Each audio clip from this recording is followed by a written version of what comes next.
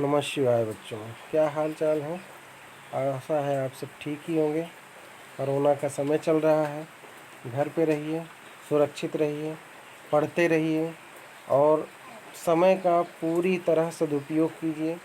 हो सकता है सीटेट का एग्ज़ाम हो, डेट शीघ्र ही निश्चित की जाएगी और साथ ही यूपी टेट और सुपर टेट के लिए भी अपने आप को तैयार करिए। आज हम बुद्धि के प्रकार के बारे में थोड़ी सी चर्चा करेंगे आप सबसे। तो जैसे कि पिछली कक्षा में हम लोगों ने पढ़ा था कि बुद्धि का अर्थ और बुद्धि की परिभाषा, जिसमें कुछ मनोवैज्ञानिकों की परिभाषा दे करके हम लोगों ने यह जानने का प्रयास किया था कि वास्तव में बुद्धि है क्या, बुद्धि का क्या स्वरूप है, इत्यादि बातों। आज हम बुद्धि के प्रकार के बारे में अध्ययन करेंगे। तो जो पिछली परिभाषाएं हैं उसको कोरिलेट करके हम लोग आज बुद्धि के प्रकार को निकालने का प्रयास करेंगे और समझने का प्रयास करेंगे। तो पिछली कक्षा से स्टर्न की परिभाषा लेते हैं। स्टर्न महोदय ने क्या कहा था कि बुद्धि जीवन की नई परिस्थितियों तथा समस्याओं के अनुरूप समायोजन करने की योग्यता है। समायोजन का तात्पर्य क्या होता है? समायोजन का तात्पर्य यह होता है कि अपने आप को किसी भी परिस्थिति में ढालना, यानी हम किसी भी परिस्थिति में अपने आप को ढाल लें। यानी आदमी कभी गांव में रहता है तो गांव की तरह रह लें, शहर में जा रहे हैं, नई सोसाइटी में जा रहे हैं तो उसके अनुरूप अपने आप को ढाल लेना ही समायोजन कहलाता है।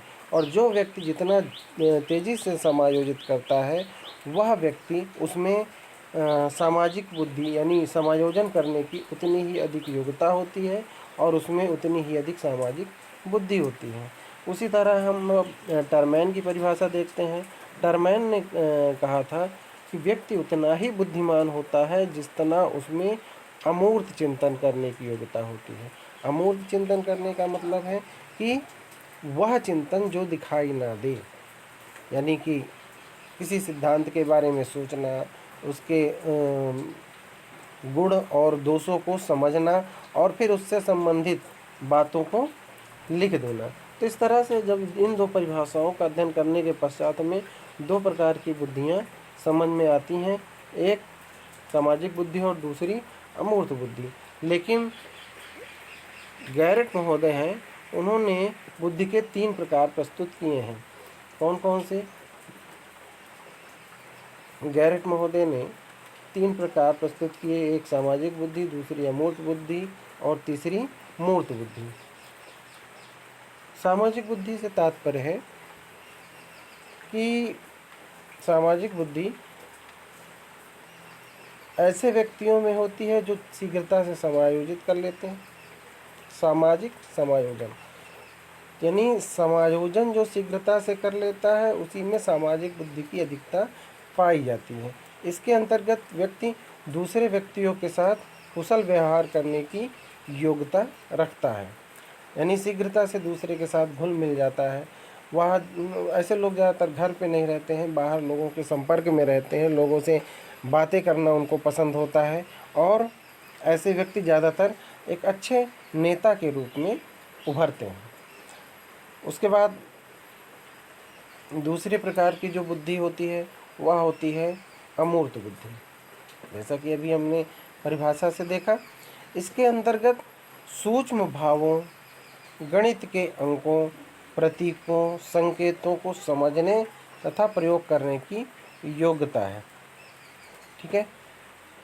और इसे गणित के ही नहीं, किसी भी विषय के सिद्धांतों को समझना और उस पर चिंतन करना, उसके गुण दोषों को देखना और फिर अपने सिद्धांतों को प्रस्तुत करना, यानी कि हम चिंतन भी करते हैं इसमें और उसको प्रयोग करना भी सीखते हैं।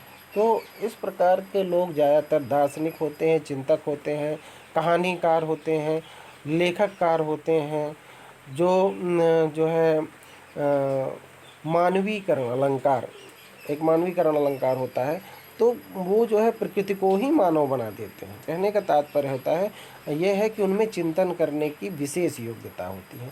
तो इस तरह के लोग प्रायः ये चिंतक हो जाते हैं, कहानीकार हो जाते हैं, लेखक हो जाते हैं। और उसके बाद अगले प्रकार की जो बुद्धि हम लोग देखते हैं वह है अमूर्त बुद्धि। यहाँ पर अमूर्त बुद्धि नहीं, मूर्त बुद्धि होना चाहिए था। अगले प्रकार की जो बुद्धि है वह मूर्त बुद्धि है। आइए मूर्त बुद्धि के बारे में थोड़ा सा चर्चा करते हैं। मूर्त बुद्धि ऐसी बुद्धि है जिसमें प्रायः हम देखते हैं कि छोटे छोटे बच्चे बचपन से ही लेकर के कुछ न कुछ चीज़ें बनाते रहते हैं, कुछ न कुछ कंस्ट्रक्शन का काम करते रहते हैं। तो कंस्ट्रक्शन, कंक्रीट, हम मूर्त बुद्धि को कंक्रीट बुद्धि भी कहते हैं, मूर्त बुद्धि को यांत्रिक बुद्धि भी कहते हैं। यानी कि इसमें जो है कुछ न कुछ बनाना, बच्चे बचपन से ही बनाने लगते हैं और वो बड़े हो जाते हैं तो ऐसे बच्चे प्राय इंजीनियर बन जाते हैं और बहुत सारे अन्य कार्य में भी लग जाते हैं। तो कहने का तात्पर्य यह है कि इमारतें बनाना, पुल बनाना, यानी जो कंक्रीट इंटेलिजेंस है, जो मूर्त बुद्धि है, उसके कार्य हमें दिखाई देते हैं, जबकि अमूर्त बुद्धि के कार्य हमें दिखाई नहीं देते हैं। बेसिक डिफरेंस इसमें मूर्त बुद्धि और अमूर्त बुद्धि में यही है। अमूर्त बुद्धि में वास्तविक परिस्थितियाँ दिखाई नहीं देती, किंतु मूर्त बुद्धि में वास्तविक परिस्थितियों में बालक काम करते हैं। इस तरह से हमने यह देखा कि बुद्धि के 3 रूप हमारी समझ में आते हैं। सामाजिक बुद्धि, ज़्यादातर लोग नेता हो जाते हैं। अमूर्त बुद्धि, ज़्यादातर लोग कहानीकार, लेखक, सिद्धांत रचना करने लगते हैं और चिंतक हो जाते हैं। और मूर्त बुद्धि वाले बालक प्रायः इंजीनियर हो जाते हैं और बिल्डिंग इत्यादि तैयार करने लगते हैं। इस तरह से हर बच्चे में कोई ना कोई बुद्धि विशेष रूप से, वैसे तो सब में सभी बुद्धि थोड़ी थोड़ी मात्रा में होती है, लेकिन बच्चों में किसी में सामाजिक बुद्धि की अधिकता होगी, किसी में अमूर्त बुद्धि की अधिकता होगी और किसी में मूर्त बुद्धि की अधिकता होगी। इस तरह से आज जो है हमने बुद्धि के प्रकार के बारे में जाना। अगली क्लास में फिर किसी चीज़ पर चर्चा करेंगे हम लोग। तब तक जय हिंद, जय भारत।